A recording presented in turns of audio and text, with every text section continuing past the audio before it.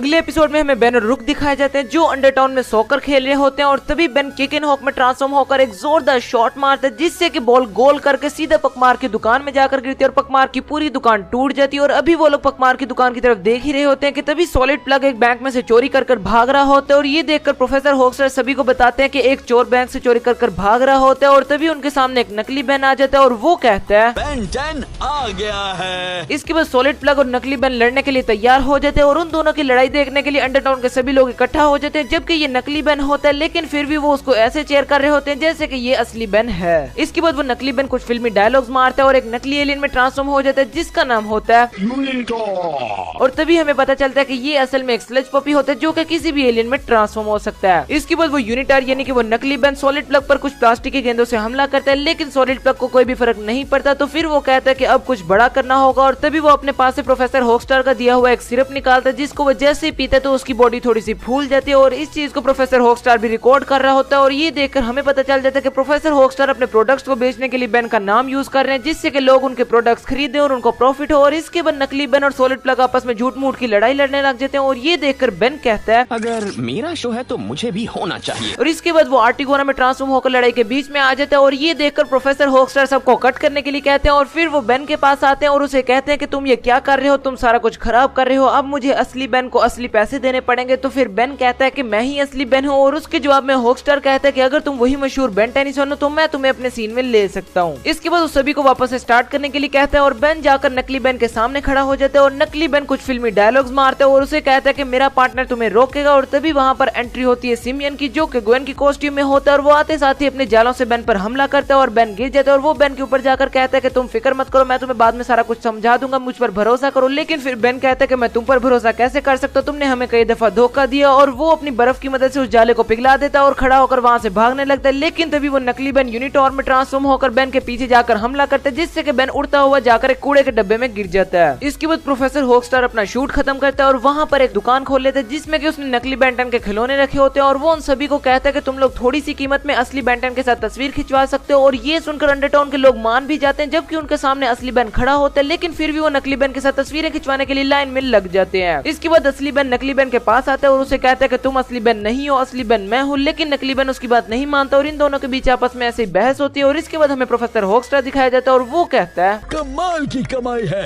अब चलो ऊपर चलते हैं। और अंडरटाउन से ठीक ठाक कमाई करने के बाद वो लोग बेलवुड में चले जाते हैं और वहाँ पर भी वो अपनी एड शूट करते हैं जिसमें कि सॉलिड प्लग एक छोटी सी बोतल में से कुछ टेक्नो ऑर्गेनासाइड्स निकालता है जो कि बिल्कुल दीमक जैसे होते हैं और उसको पकड़ने के लिए नकली बेन भी वहाँ पर आ जाता है और वो एक नकली एलियन में ट्रांसफॉर्म हो जाता है जिसका नाम होता है स्लैब स्ट्राइक। इसके बाद वो नकली बेन सॉलिड प्लग को रोकने के लिए उसके पीछे चला जाता है और दूसरी तरफ बेन और रुक भी वहाँ पर पहुंच जाते हैं। इसके बाद वो नकली बेन सॉलिड प्लग को पकड़ते पकड़ते अपने बड़े हाथों से एक टैंकर को उस पुल पर से गिरा देता है और ये देखकर बेन डायमंड हेड में ट्रांसफॉर्म हो जाता है और जैसे वो टैंकर नीचे गिरता है तो बेन उस टैंकर को बचा लेता है। इसके बाद वो उस पुल के ऊपर चला जाता है और जाकर उस नकली बेन से लड़ने लग जाता है, लेकिन तभी प्रोफेसर होक्स्टर उनको रोकता है और वो नकली बेन वहाँ से चला जाता है। और फिर बेन प्रोफेसर होक्स्टर के पास जाकर कहते हैं कि तुम अर्थ पर शूट क्यों कर रहे हो, लेकिन फिर प्रोफेसर होक्स्टर कहते हैं कि ये सिमियन का आइडिया था। और तभी रुक बेन को बुला लेता है और बेन रुक के पास चला जाता है और तभी सिमियन डॉक्टर होक्स्टर को कहता है कि हाँ ये मेरा ही आइडिया था, लेकिन इस दफा हमारी क्वालिटी बहुत खराब होगी। और इस बात पर प्रोफेसर होक्स्टर भी एग्री करता है। तो फिर सिमियन उसे कहता है कि अगर एक दफा लोग इस तरह के शो से अक जाए तो वो इस शो को दोबारा नहीं देखते। और ये सुनकर प्रोफेसर होक्स्टर बहुत ज्यादा घबरा जाता है और कहता है कि अगर लोग शो नहीं देखेंगे तो मैं प्रॉफिट कैसे कमाऊंगा। तो फिर सिमियन कहता है कि अफसोस तुम इस तरह की पब्लिशिंग नहीं कर सकते जैसे कि कोई केक खाने का कंपटीशन या फिर ऐसा जिसमें बेन 10 प्लेनेट पर बड़े बड़े वर्ड्स में साइन करे जो एंड्रोमेडा गैलेक्सी से भी नजर आए, लेकिन अफसोस तुम ऐसा नहीं कर सकते। तो फिर ये सुनकर प्रोफेसर होक्स्टर सॉलिड प्लग को कहते हैं मुझे एक मार्कर ला दो। इसके बाद हमें एक सैटेलाइट दिखाया जाता है जो ग्रीनलैंड नाम की एक जगह पर देखते हैं कि नकली बेन ने उस जगह पर बेन 10 नाम से साइन किया होता है। और फिर जैसे वो नकली बेन साइन पूरा कर देता तो फिर सिमियन एक अनजान आदमी को कॉल करता है और कहता है सब तैयार है,